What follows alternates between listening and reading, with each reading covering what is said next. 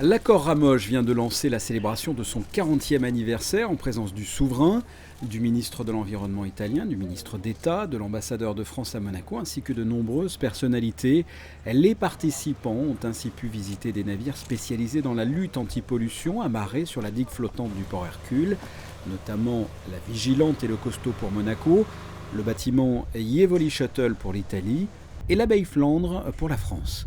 L'accord Ramoge a été créé il y a 40 ans à l'initiative du prince Régnier III. C'est un instrument dont se sont dotés les gouvernements français, monégasque et italien pour constituer une zone pilote de prévention et de lutte contre les pollutions et de préservation du milieu marin entre La Spezia et Marseille. C'était un accord qui était visionnaire à son époque où il y avait certes des problèmes et certes des préoccupations, mais n'était pas aussi pertinentes qu'aujourd'hui peut-être, mais elles le sont de plus en plus. Et je crois que cet accord, bien sûr avec ces renouvellements successifs, se voulait vraiment être un accord modèle entre trois pays pour une coopération plus accrue en matière de lutte contre les pollutions accidentelles ou même celles qui sont perpétrées de façon malheureusement délibérée quelquefois. C'est un accord fondamental. La mer n'est pas italienne, française ou monégasque. La mer est à tout le monde. Ce qui arrive d'un côté rebondit immédiatement jusqu'à un autre pays. C'est un accord qui nous lie, qui permet d'échanger des informations. C'est un accord essentiel, surtout en ce moment.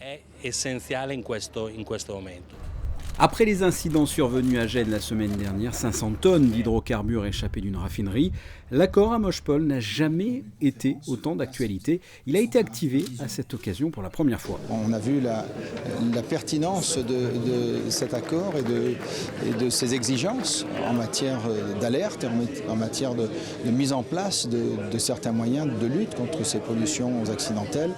Alors, fort heureusement, ce sont nos amis italiens qui ont pu contenir cela assez rapidement à Gênes, sans que cela se propage le long de la côte. Donc fort heureusement, ça n'était pas un gros incident, mais ça a permis de mettre en lumière et de mettre en valeur tout ce que cet accord prévoit et tout ce qu'il peut mobiliser dans un temps finalement très court comme moyen pour lutter efficacement contre ces pollutions.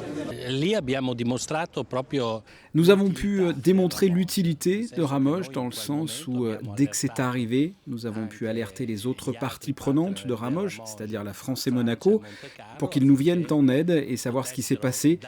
Mais par chance, nous n'en avons pas eu besoin parce qu'en quelques jours, nous avons réussi à résoudre le problème. Mais cet incident nous a bien fait comprendre à quel point il était important de protéger ensemble nos côtes. Lors de ce 40e anniversaire, le préfet maritime de la Méditerranée, Yves Joly, Maria Carmela Giratano, directeur général au ministère de l'Environnement italien, et Patrice Cellario, conseiller de gouvernement pour l'intérieur, ont procédé à la signature de l'accord Ramoge-Pol actualisé. Ce plan est mis à jour régulièrement. Il avait été déjà remis à jour dernièrement, c'était en 2012, je crois. Et là, la mise à jour concerne les débris en mer pour que notamment les corps de cétacés ou des gros débris qui mettraient en péril la navigation puissent être signalés dans le cadre de l'activation du plan Ramoge.